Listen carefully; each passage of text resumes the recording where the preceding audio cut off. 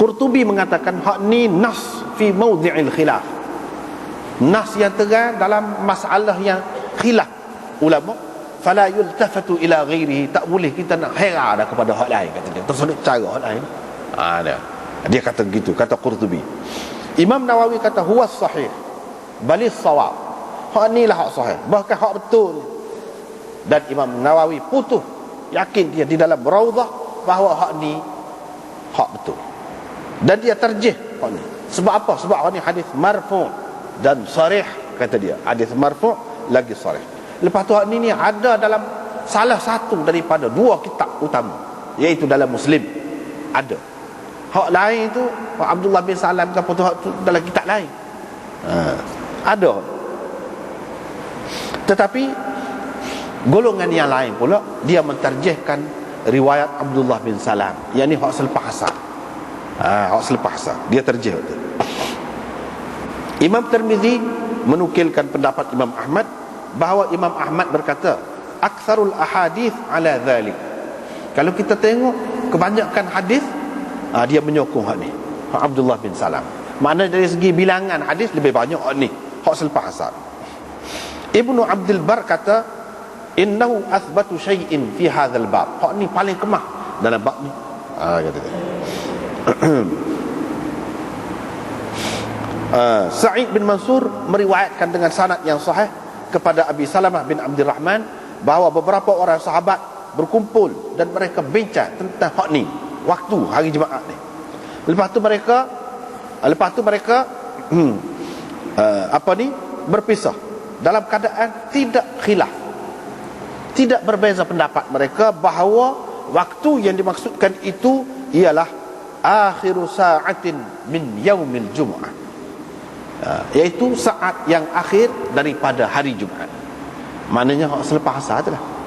Jadi ini menunjukkan ramai sahabat, ramai juga imam-imam seperti Imam Ahmad, Ishaq dan lain-lain lagi mentarjihkan hal ini. Kalau di kalangan ulama Malikiyah, Tartushi.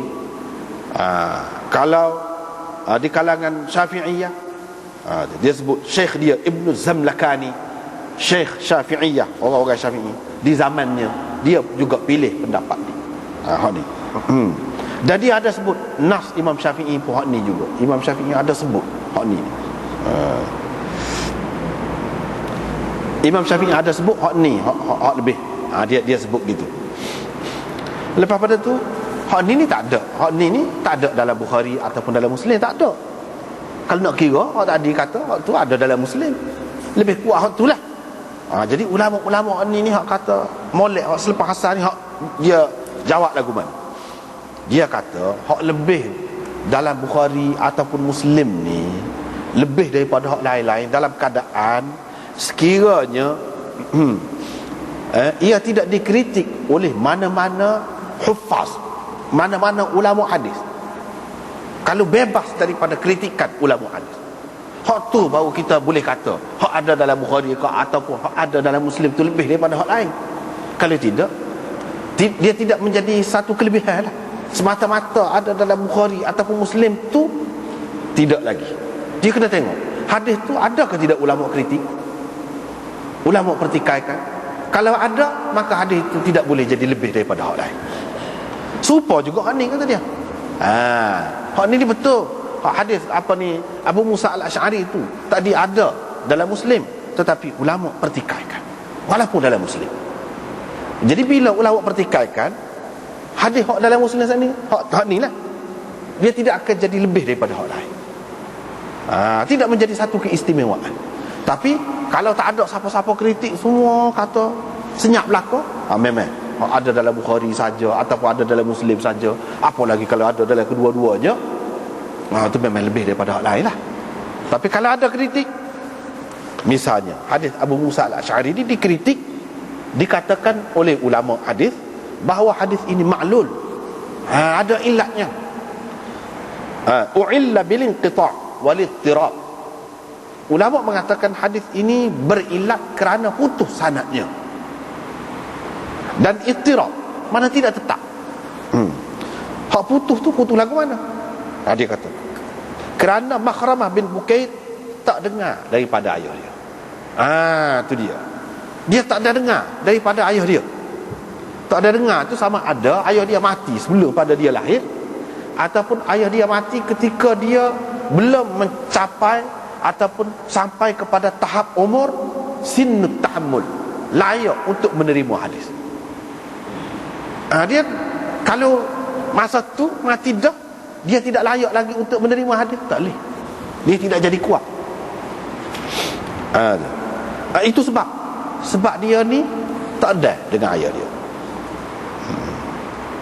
Bagi orang yang kritik lah, hak kata ittirab pula lagu mana? Sebab hadis ini dikemukakan juga, diriwayatkan juga oleh Abu Ishaq, Wasil Al-Ahdab, Muawiyah bin Qurrah dan lain-lain daripada Abi Burdah, iaitu anak pada Abu Musa Al-Asy'ari itu. Mereka ini ahli Kufah, dan Abu Burdah itu orang Kufah. Mereka lebih tahu tentang hadis Abu Burdah itu. Nak banding dengan Bukair, nak banding dengan Bukair Al-Madani, mereka ramai. Bukair ni seorang aja.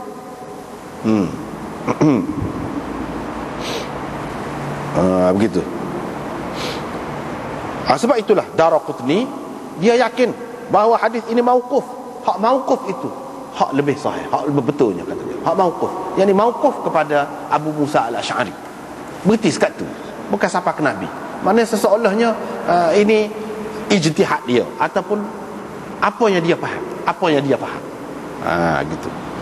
Mana tidak jelas lagi, walaupun zahirnya nampaknya dia tu ambil daripada Nabi, tidak jelas lagi. Pasal dipertikaikan oleh ulama. Bila ada dipertikaikan oleh ulama, maka dia tidak jadi satu kelebihan lah daripada hal lain. Sebab tu Imam Ahmad dia tak cara hal tu, walaupun ada dalam Muslim, dia tak cara. Walaupun Imam Muslim terima, dia kata hak ni lebih lagi. Sebab tu lah.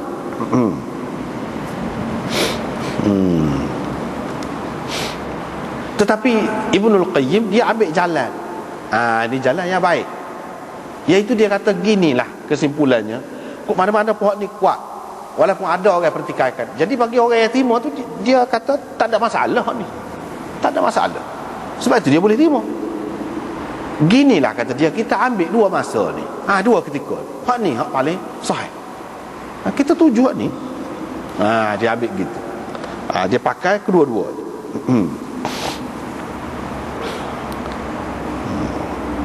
Dan masing-masing tidak bercanggah, tidak bercanggah antara satu dengan yang lain. Imam Ahmad juga berpendapat begitu. Sebelum daripada Ibnul Qayyim, dia juga berpendapat begitu. Dan aula fi tariqil jam'i, dan inilah jalan yang paling baik untuk kita kompromikan hadis ini. Jadi kita tidak menolak semua. Walau bagaimanapun hak kita baca tadi kan, banyak-banyak tadi tu kena ambil kira juga. Kalau kita nak ambil kira juga tu, sebab kita tidak tahu mana hak sebenarnya dengan tepat. Walaupun ada hadis sahih dah, sebuah Lailatul Qadar tu lah dia kata malam 27 lah, malam ni ada pun, tapi tidak muktamad lagi. Tak pasti lagi. Takut kena mana mula-mula pun tak tahu. Lailatul Qadar tu, walaupun dia ada sebut, begitu juga ni, walaupun dia ada sebut ni, hakikat sebenarnya tidak pasti juga. Cuba kita boleh kata lebih berat lah hak ni. Jadi hak moleknya jaga belaka lah hak tadi tu, hak sebut tadi tu. Kalau kita ada sesuatu hajat, inilah caranya. Semaya hajat tu satu cara juga, selain daripada tu ini juga cara. Jadi ambil lah 42 ketika tadi tu, pendapat ulama tadi ambil, jaga. Dalam satu hari Jumaat tu jaga belaka. Kalau kita ada sesuatu hajat, mudah-mudahan Allah SWT menerima, memenuhi hajat kita tu. Bab fadlil Jumaat. Habis ini. Ini bab kelebihan Jumaat. Kelebihan Jumaat.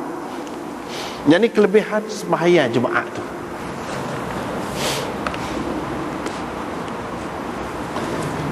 Dengan sanadnya Imam Abu Daud meriwayatkan daripada Abi Hurairah, dia kata Rasulullah sallallahu alaihi wasallam bersabda, sesiapa mengambil wudu dengan dia comel wudu dia. Dalam bab wudu dulu kita sudah bicara lagu mana kata comel ambil air sembahyang. Comel ambil air sembahyang ni maksudnya Nabi SAW ajar basuh 3 kali. 3 kali.